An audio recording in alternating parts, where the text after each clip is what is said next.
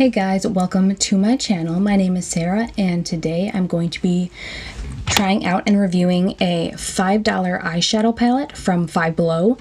If you've never been to Fivebelow, it's kind of like the Dollar Tree on steroids. There's so much you can get. They have clothes, they have typical Dollar Tree type stuff, but they have tons of makeup, posters, stuff for electronics, all kinds of things. So if you've never been there, I highly suggest you go.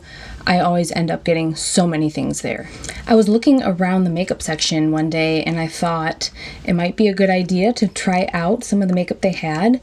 They do have Wet n Wild and City Color and LA Colors, so they're the typical cheap brands. Since everything is below $5 or $5 or below, it's all they have to work with. But then they also have a bunch of these other random brands that you haven't heard of, probably just this company making it specifically for cheap stores like Fivebelow. They actually had quite a lot of different palettes, cheek highlight, all kinds of stuff.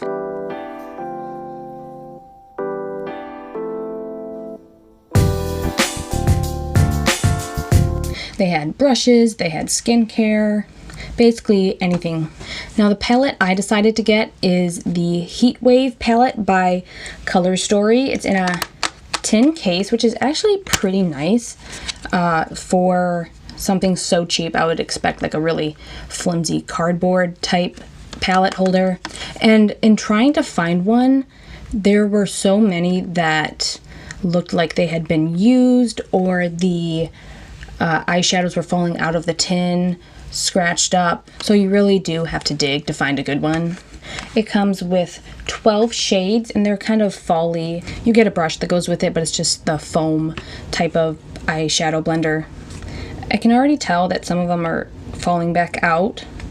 It even kind of has like a mirror, but it's so foggy that there's no way you could even use it as a mirror, and I don't see anything that peels. Oh, I stand corrected. So I don't know what it is, but it just seems distorted. Like I'm looking at it and it's hurting my eyes. So I'm going to test out some of these shadows today and see how pigmented they are, how blendable, and just overall how they look. You do get a good variety of matte and shimmer shades. Now I do have the rest of my makeup done. It's been on my face since I got ready for work this morning. It's 6 p.m. now, so if I'm looking a little rough, that is why. It's really chalky. I tried to just like do a finger swatch and it, like a lot came out, and it came out in chunks. Can already tell they are not very pigmented. The shimmer shades seem to be having a lot better pigment, but everything is kind of clumping up as I try and swatch it, and you can tell in the palette that it just looks clumpy. Last four. This shimmer shade is really pretty color. I'm hoping it blends out better on my eyes than it is coming off on my finger, but we'll see. To prime my eyes, I'm using the NYX Proof-it Waterproof Eyeshadow Primer. And this morning I also tried out the new e.l.f. concealer. I finally was able to get my hands on it, and I think I like it. It is pretty full coverage. I have a hard time with concealers with my under eyes, where I just can't find anything that looks very good. But for $5, it is quite amazing. I think I might try out 2 different eye looks so I can test all of them. So I was thinking of doing some of the oranges on one eye and then some of the reds on the other eye. This taupe shade looks like it's going to be a good transition shade, so let's test that out.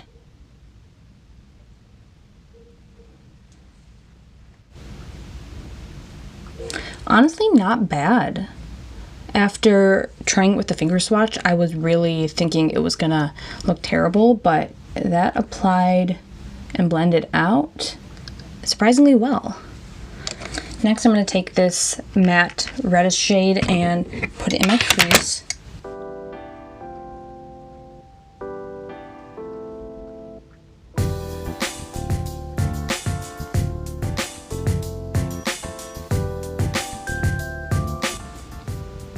Not a whole lot of payoff. It's starting to look just kind of orangish. In the palette, it looks decently red.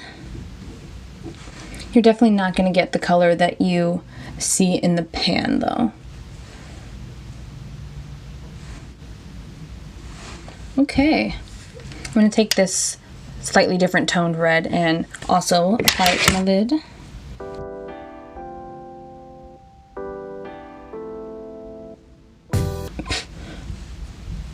There's a lot of fallout with this one, but the pigment is better than the other red. That one's not bad. There is more fallout. I had to tap it a lot just to get the excess off. Okay, next I'm going to take this lighter shimmer red shade.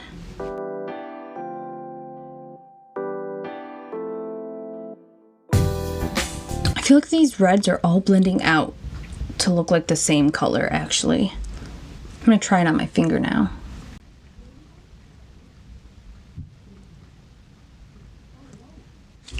Maybe a wet brush will do it.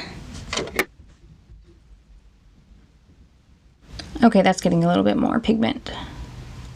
As I'm looking, the matte shades do look pretty faded. I'm going to take that same matte red that I went in the beginning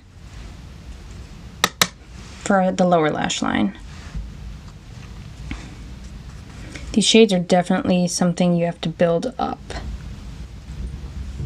Okay, after dipping back like 500 times, I finally got it to be noticeable under my eyes. I'm going to try and put this dark brown in the corner. Like the other ones, it's a shade you really have to build up to get a lot of payoff. For the inner corner, I'm going to take the lightest white shimmery shade. I'm not really getting enough pigment to really be an inner corner shade. Maybe I could try it.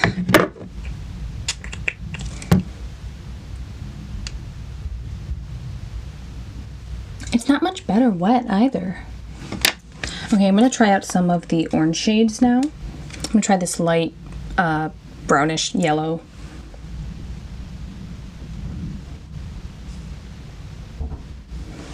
Not bad.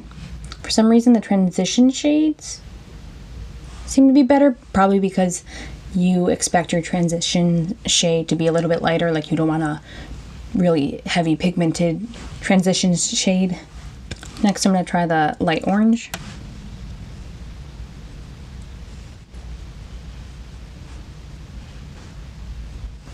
That's looking pretty nice. I didn't tap off the excess because it seems like when I do that, it becomes really faded and I have to really build it up. Yeah, that seems to be a lot more pigmented than the reds. I'm going with the darker orange shade now.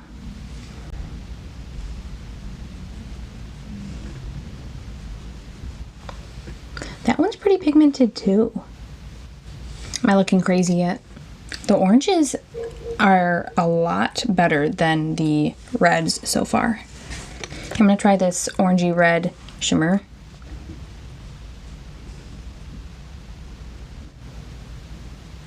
I'm going to try the lighter orange. Yeah, that's a lot more pigmented than the other side, I feel.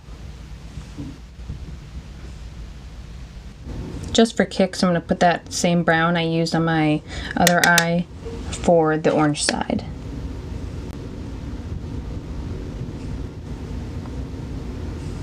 And then for the lower lash line, I think I will do the lighter, less vibrant orange. And like the other side, I'm going to use the light whitish shade for the inner corner.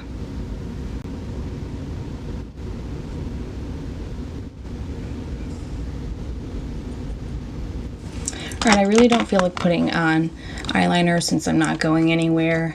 So this is the final look. For $5, you're obviously not going to get a highly pigmented palette, but for $5 and 12 shades, it's honestly not that bad. If you are young and you're just starting to play around with makeup, this is a great palette to try and do that with because it's cheap. You get a lot of different shades. It was definitely a lot better than I thought it was going to be for $5. I thought it would be sort of like the LA colors you get at Dollar Tree where they really don't do anything, but I'm slightly impressed. I kind of want to try out their highlighters and other stuff that they have, see if that also works out well. Thank you guys so much for watching.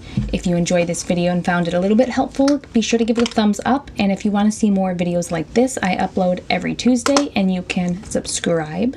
Thanks for watching, and I'll hopefully see you in my next video.